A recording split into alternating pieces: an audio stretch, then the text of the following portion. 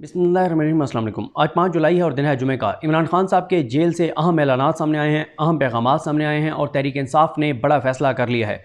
पहले तो मैं आपको बता देता हूँ कि आज इमरान खान साहब ने अडयाला जेल में गुफ्तगू की क्या है। समी इब्राहिम साहब वहाँ पर मौजूद थे, उन्होंने अपने व्लॉग में भी इसको डिटेल से डिस्कस किया है इन पॉइंट्स को कि इमरान खान साहब ने क्या क्या कहा है। लेकिन नज़र ये आ रहा है कि इमरान खान जो है वो अब जो है वो बहुत एग्रेसिव हिकमत अमली अपनाने जा रहे हैं, क्योंकि उन्हें पता है कि ये हुकूमत फंसी हुई है, ये मुश्किल का शिकार है, मुल्क चल नहीं रहा, लोगों को उन्होंने तबाह कर दिया, बर्बाद कर दिया है, महंगाई का एक तूफ़ान ले आए हैं और मज़ीद ये तबाही और बर्बादी की तरफ मुल्क को लेकर जाएंगे और आवाम को मज़ीद तकलीफ़ से दोचार करेंगे।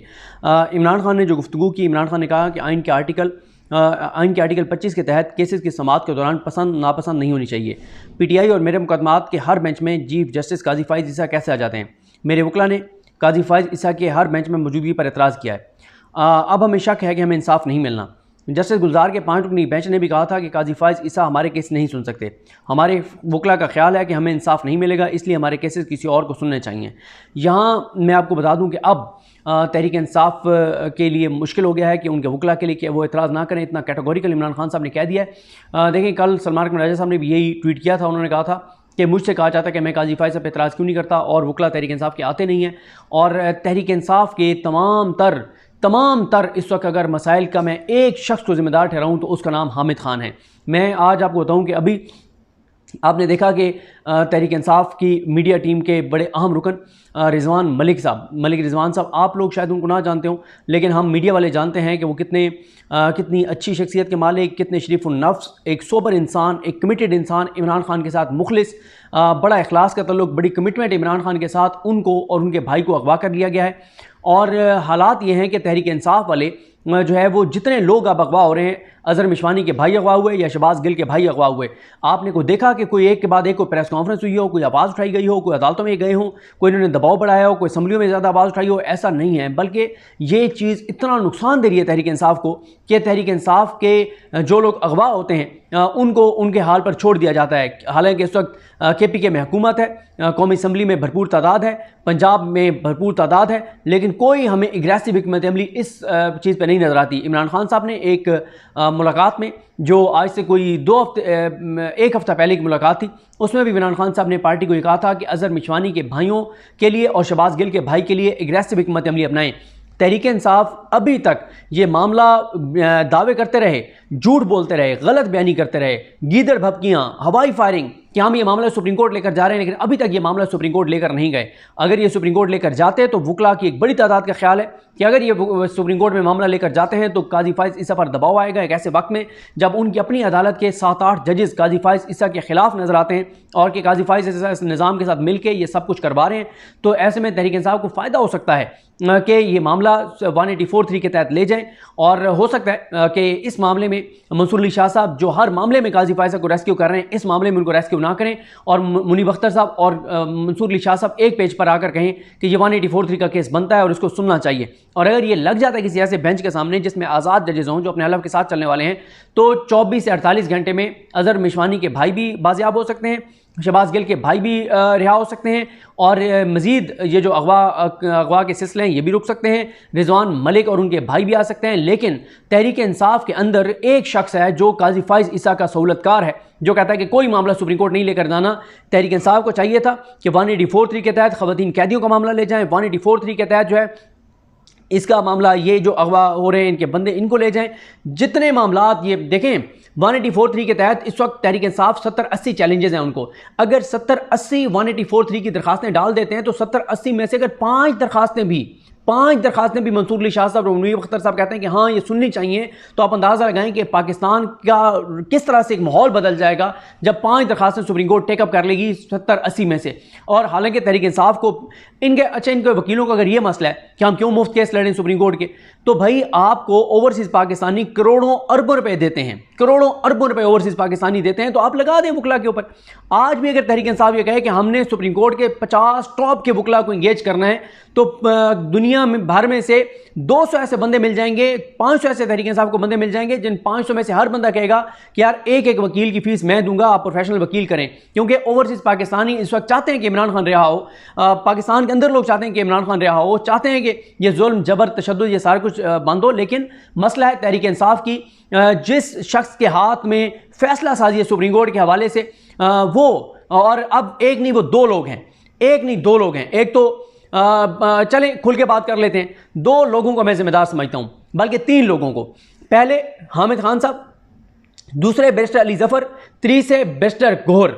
ये 3 लोग इस वक्त इमरान खान के साथ जो कुछ हो रहा है, इस वक्त अजहर मिशवानी के भाइयों के साथ जो कुछ हो रहा है, इस वक्त शहबाज गिल के भाई के साथ जो कुछ हो रहा है, इस वक्त रिजवान मलिक जो अगवा हुआ है, इस वक्त जो तहरीक इंसाफ के ऊपर जितने जुल्म जबर हो रहे हैं, इसके जिम्मेदार 3 लोग हैं। पहले नंबर पे हामिद खान है, जो रोकते हैं तहरीक इंसाफ को हर मामले में कि आपने सुप्रीम कोर्ट में मामला नहीं लेकर जाना। दूसरे बैरिस्टर अली जफर हैं, उनका भी बड़ा किरदार है सुप्रीम कोर्ट के मामलात में, फैसला साजी में। और तीसरे बैरिस्टर गौहर हैं जो चेयरमैन हैं। ये 3 लोग तहरीक इंसाफ के साथ होने वाले हर जुल्म के जिम्मेदार हैं, क्योंकि ये तीनों मतलब कोई अजीब ही पता नहीं किस दुनिया में ये रह रहे हैं। इनको मतलब ये मामला सुप्रीम कोर्ट लेकर जाना नहीं चाहते। और आप देखें कि चाहिए तो ये था कि हामिद खान 50 वकीलों को लेते और वकला की सियासत करते हैं। 2 ही धड़े हैं, एक आसमा जहांगीर ग्रुप, एक हामिद खान ग्रुप, 50 वकीलों को लेकर और पेश हो जाते काजी साहब के सामने कि ये हमारे 15-20 केसेस आपके पास पेंडिंग है, आप क्यों नहीं लगा रहे।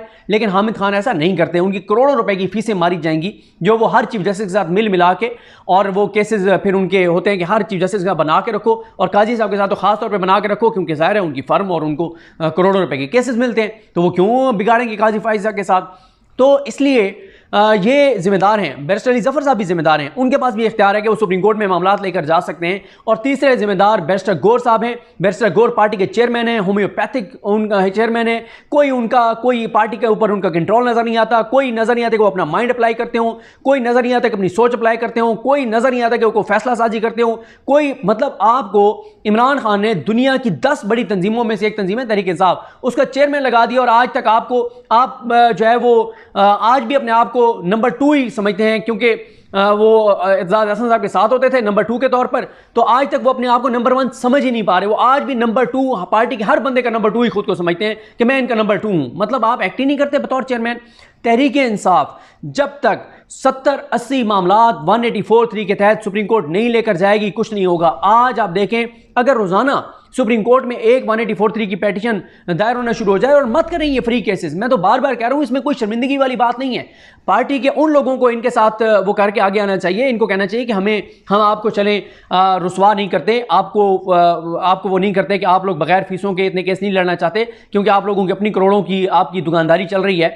मतलब अली जफर साहब हों या हामिद खान साहब हों, ये सारे मतलब आप लोगों की, आप दुकान अपनी चलाएं, आप छोड़ें पार्टी को, आप पार्टी से फ़ायदे उठाएं, पार्टी को वैसे आप सेनेटर्स बने, सब कुछ हों, लेकिन आप इस मामले को छोड़ दें। कोई और एक यंग जो लोग हैं उनकी टीम बनाएं, वो ओवरसीज़ पाकिस्तानियों को ऑन बोर्ड लें, पैसे उनसे लें ओवरसीज़ पाकिस्तानियों से, और 50-60 वकील करें टॉप के, और 50-60 मामलात ले जाएं सुप्रीम कोर्ट में, ताकि कुछ तो चीज़ें मतलब बदलें, कुछ तो बेहतरी आए। लेकिन कोई समझ नहीं आती कि ये किन मतलब तहरीक इंसाफ के ये लोग जो है वो किन चक्रों में हैं और किसके एजेंडे पर हैं। उसके बाद इमरान खान साहब कहते हैं कि ये अब उन्होंने कह दिया, अब उनका जो हैं क्या नाम है उनका, शौकत बसरा साहब का ट्वीट भी आ गया कि तहरीरी तौर पर वो इतराज़ करने जा रहे हैं काजी फाइज साहब के बेंच में बैठने पर, ये जो मखसूस ये जो इस वाला ट्रिब्यूनल वाला केस है। उसके बाद इमरान खान कहते हैं कि मेरी टीम कल इंतज़ार करती रही मुलाकात के लिए, लेकिन उनको मेरे से मुलाकात नहीं करने दी गई। पूरा निज़ाम एजेंसीज़ के लोग जो हैं वो चला रहे हैं जेल में बैठकर। और इमरान खान कहते हैं कि अगर कल मेरी टीम से मुझे मुलाकात करने दी जाती तो कल मैं उनके खिलाफात ख़त्म करवा देता। सुप्रिटेंडेंट जेल जो है वो एजेंसीज़ के कहने पर उन्होंने मेरी टीम से मेरी मुलाकात नहीं करवाई। मैं भूख हड़ताल करने के बारे में मुशावरत कर रहा हूँ, अगर मुझे इंसाफ ना मिला तो मैं भूख हड़ताल करूँगा। मुल्क में डिक्टेटरशिप है, सारी दुनिया को पता है कि पाकिस्तान में क्या हो रहा है। ये कांग्रेस और अक़वाम मुत्तहिदा की करारदादों की बातें करते हैं। इमरान खान कहते हैं ये तो अमरीकी कांग्रेस की करारदाद की बात कर रहे हैं या अक़वाम मुत्तहिदा की रिपोर्ट की बात कर रहे हैं, पूरी दुनिया को पता है कि इस वक्त पाकिस्तान में क्या हो रहा है। इमरान खान कहते हैं कि हम अफगानिस्तान पर हमला कर देंगे, लेकिन इनका तमाम फोकस जो है वो यहाँ पे जेल में मुझे कंट्रोल करना और आवाम को कंट्रोल करने पर इनका तमाम फोकस है। सुप्रिटेंडेंट जेल इनकी नौकरी कर रहा है। जब ये कहते हैं कि मेरी मीटिंग कैंसिल कर दो तो वो मीटिंग कैंसिल कर देता है। ये पागल हैं। ये समझते हैं कि मेरी पार्टी कमज़ोर होगी। इन्हें पता ही नहीं कि जिस पार्टी का वोट बैंक हो वो कमज़ोर नहीं होती। इस्टेब्लिशमेंट ने नून लीग और पीपल्स पार्टी का जनाजा निकाल दिया है। बजट के बाद इनकी सियासत ख़त्म हो गई है। इनके साथ वो हो गया है जो दुश्मन के साथ भी नहीं होना चाहिए। मैं जेल से पार्टी कायदीन को पैगाम दे रहा हूँ कि अपने इख्तिलाफात अवाम में ना लेकर जाएँ। अगर इख्तिलाफात अवाम में लेकर जाएंगे तो आप अपने असल मकसद से हट जाएंगे। ये वो अहम मसला है। तहरीक इंसाफ वालों ने आपसी लड़ाई का इतना बड़ा एहसान किया है इस हुकूमत के ऊपर कि एक दूसरे के खिलाफ बयानात दाग रहे हैं। उसका फ़ायदा हुकूमत को ये हो रहा है कि टीवी चैनल जो है वो ना बिजली के बिलों पे बात कर रहे हैं, ना महंगाई पे बात कर रहे हैं, ना बजट पे बात कर रहे हैं, ना टैक्सेस पे बात कर रहे हैं, ना अनसर्टेनिटी पे बात कर रहे हैं, ना जुल्म पे बात कर रहे हैं, ना जबर पे बात कर रहे हैं। और टीवी चैनल्स बात किस पे कर रहे हैं? इनकी अंदरूनी लड़ाइयों पर बात कर रहे हैं। दूसरा मुझे बताएं, आप जो ये इनके पीटीआई के टॉक शोज़ में लोग जाते भी हैं, मुझे बताएं कि कोई एक बंदा आपने देखा है कि जिससे एंकर ने कोई भी सवाल किया हो और आगे वो एंकर को कहे कि आप छोड़े सवाल को अंदरूनी लड़ाइयों के, आप ये पाकिस्तान का मसला नहीं है, आप आज इस टॉपिक पे बात करें कि अजहर मिशवानी के भाई कहाँ हैं, आप बात करें शहबाज गिल का भाई कहाँ है, आप बात करें कि रिजवान मलिक कहाँ हैं, और एंकर इधर उधर जाए, उसे कहें नहीं नहीं नहीं नहीं, लाइव बैठे और लाइव उसे कहेंगे नहीं आज तुम ये टॉपिक डिस्कस करोगे। पूछो इस पीपल्स पार्टी वाला जो बैठा हुआ है, पूछो इस नून लीग वाले से जो बैठा हुआ है कि अजहर मिशवानी के भाई कहाँ पे हैं, वो अभी कॉल पे लो पंजाब हुकूमत के तर्जमान को, उससे पूछो। ये क्या बात है? आप असल टॉपिक डिस्कस नहीं करते और आप फजूल चीज़ों के ऊपर आप जो है वो फोकस हटाना चाहते हैं।